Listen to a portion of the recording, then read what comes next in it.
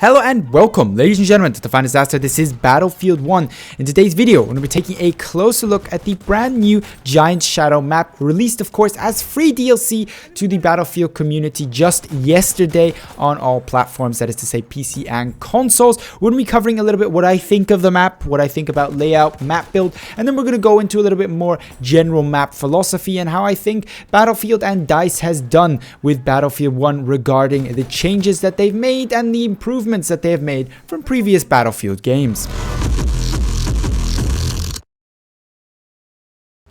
Now, to start things out, just a quick side note. There is the saying you should not look a gift horse in its mouth, because frankly it's rude to complain about gifts, and some people argue Giant Shadow is a gift from DICE to the community.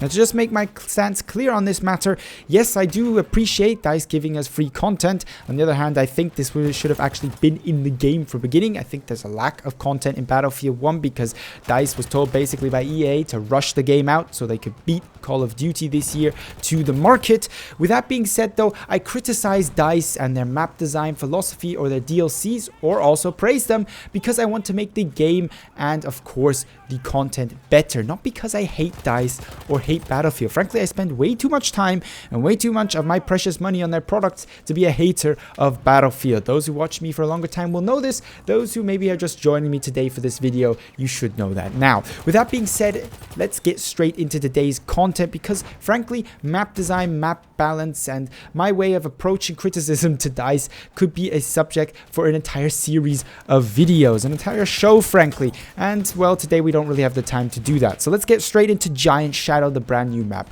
Do I like it? Well, I'm a little bit split on the matter. Parts of Giant Shadow are absolutely fantastic. Superb is the word that comes to mind here. Other parts, and these are sadly in the majority, are once more lackluster and suffer from the same problems that most of Battlefield 1's map design philosophy has suffered for, an exaggerated version of the trend towards realism that started in Battlefield 4. And we'll get into that a little bit later on in the video. Let's start off with something positive, however. The general map layout. That is to say, is this more of an elongated map with capture points all in one line, leading to more of a front-style combat? Or is it more of a, for example, centered map with a capture point in the middle and capture points surrounding all of those points, leading to a different type of gameplay? The prime example of that will be, for example, St. Quentin's Scar. Well, this map, thankfully, is a little bit more confrontational. It's a linear design map. Now, the reason why I approve of this is because it basically means it's not constantly you're running from the empty capture point to another empty capture point trying to find a goddamn enemy because they're on other capture points, but eventually you're going to walk into your enemies, and not just one or two of them, but likely the entire enemy team. As you approach the middle of the map, you get closer and closer to meeting your enemy, and then you have a nice good fight out. Tug of war right in the middle of the map. We're playing Conquest, of course. This isn't going to stay the same all the time, but it focuses action on a certain area of the map, and it leads to more enjoyable and predictable combat instead of the usual, well, he just shot me in the back and I had no idea he was there. Oh, he's going to get shot in the back by one of my teammates who didn't even know he was there and just happened to come across them. Randomness is not my friend in Battlefield 1. I like a more skill and predictable orientated gameplay in Battlefield, and this is just my way of playing Battlefield. This may be different from yours, but that's why I prefer linear maps, frankly, in Battlefield 1 and, of course, previous Battlefield titles. With that being said, let's move on to another positive point about the map layout and design, and that is the center of the map, the down Zeppelin. Now, not only does this look relatively cool, frankly, the graphics of this, the kind of visuals are not the most important part of it, but it's the combat that takes place within the two capture points in the down Zeppelin. It's mostly infantry combat. There's a lot of cover. There's not that much hiding, and it's really a tug of war between two teams usually in this area. It's a proper bit of infantry combat, something that we've been longing for in Battlefield 1, or at least I have for quite a long time. And frankly, not exaggerating, can state that the infantry combat that was held, or I've had and experienced in the few hours that I've already played this map, just in that central area, has been of some of the best infantry pure combat that I've experienced. And I could see maybe even servers trying to come up with some way of having a game mode just in that part of the map and infantry only. That would be a fantastic experience. It reminds me of the traditional TDM or maybe even Rush game modes where there was only maybe one armored vehicle on the map for each team, where there was a focus on infantry combat and close quarter, not camping, but cover play. And it just makes the gameplay so much more enjoyable than constantly walking over an empty field waiting to get sniped by the enemy. Speaking of snipers, they're one of the downfalls of this map. Specifically, not actually the players, the snipers using the very good sniper rifles, but the way they have once more employed their traditional map design technology that they started using in Battlefield 4 and have, in my opinion, abused in Battlefield 1 for going for realism. They've basically taken a real-life landscape with few bits of cover, only really around the objectives with a few houses, and left the players to basically run mayhem on them. What I mean by this is, most parts of the map, you're going to get sniped.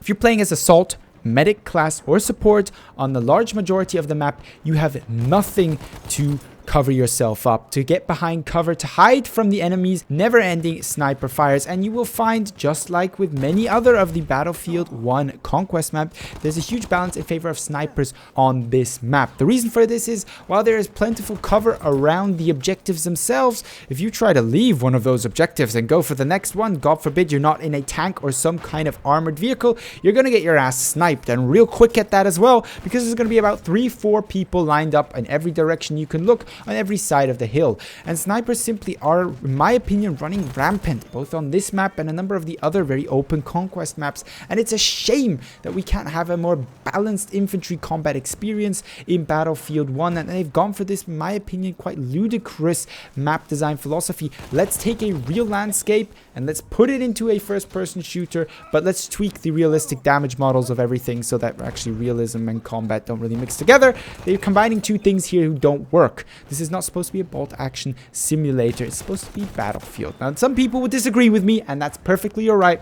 So if you're a sniper who just likes to snipe, you're going to enjoy Giant Shadow just as much as a number of the other Conquest maps out there. Now, there's one more thing I wanted to touch on, which isn't necessarily a fault of the specific map, but just this map is another example of it. And that would frankly be vehicle balance versus infantry balance. Now, in no way do I mean to say tanks are overpowered, just in certain situations. Those situations include situations where you can't actually even get close to the tank because there's no cover to approach the tank from, which means your only option to take out a tank is the AT rocket gun, which on most situations where there isn't enough cover, i.e. very open maps, is an absolute death sentence, and you only really will get off one rocket gun. Now, depending on how good your team is, usually on a heavy tank, that would mean getting 5, 6, 7 guys to suicide themselves at pretty much the same time with their AT rocket guns to take out a tank. In other words, not a viable option. Taking out heavy tanks on maps like Giant Shadows becomes close to impossible unless you have serious support from another armored unit. And while some of you may think this is the way it should be, I am slowly but surely getting fed up of seeing Conquest maps which solely revolve around armored gameplay. Now, solely revolving may be a slight exaggeration. However, armored gameplay in Giant Shadow and most other Conquest map is of central role. I'm not saying I don't like playing armor. I'm easily capable of going on a ridiculous tank streak, both alone or with my friend, and I've done it on Giant Shadows as well. Got into a heavy tank and the two of us were able to go on a combined 60 kill streak in about 5 to 10 minutes. No problem. It's not the most difficult thing to do. However, this is not Tank Simulator 2016, 2017. It's supposed to be a mixed Battlefield game. There's supposed to be infantry, there's supposed to be armor, air combat, and then in our case now even behemoth combat. So please, for the love of God, DICE, in a future map pack or in future maps, try to give us a little bit more infantry gameplay. I mean, there's a reason why Argonne Forest is probably the most played map, I think, in Battlefield 1 when it comes to Conquest. At least when it comes to servers, I keep on seeing quite a lot of Argonne Forest servers, or servers playing Argonne Forest usually are very well populated. In other words, give us a little bit more infantry combat, DICE, please. It's what most of us Battlefield players, at least I personally can speak for myself and the people I play with, crave for most in Battlefield 1. More infantry combat, and by that I do not mean more long-range sniper battles or camping snipers on hills. I mean actual assault, SMG, or maybe even a bit of LMG combat in close to medium range. But with all that being said, I'd like to hear your opinions, your experiences with the Giant Shadow expansion to Battlefield 1. Have you found the new map? Are you enjoying it or not? What do you think about my criticism and praises of the map? Do you agree that, well, basically the map has some positive sides, but it could be a lot better? Leave that in the comments below, as well as, of course, your usual Battlefield 4 and Battlefield 1 video suggestions for future videos. But with all that being said, I'd like to thank you very much for watching and hope to see you in the next Battlefield 1 video.